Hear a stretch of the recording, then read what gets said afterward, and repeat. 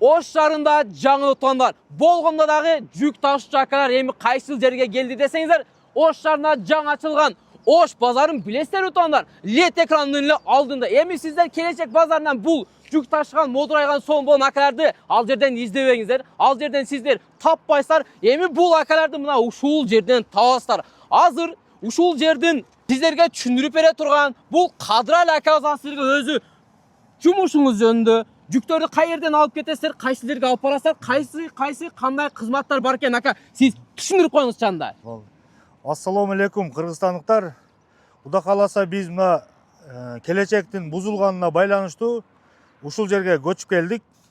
Мындан нары ушул Ош базарынын, жаңы Ош базардан жүктү алып кетебиз, алып келебиз. Жана Ош шаарынын бардык бурчуна доставка кылып беребиз, жеткизүү кызматтары бар. Дордойдо Абирон стоянкасында турабыз. Бишкектин шаарына жеткизүү кызматтары дагы бар. Ар дайым 24/7 иштейбиз. Машина болот, Ошто дагы, Бишкекте дагы ар дайым машина болот.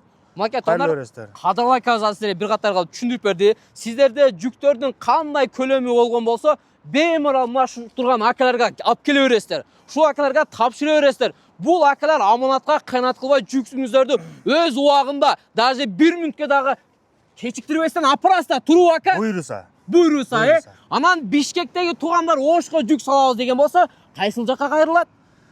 Абирон Дордой базары, Абирон стоянкасы. Кадыралы ака, жүргүнчүлөр дагы алып кетесизби? Ооба.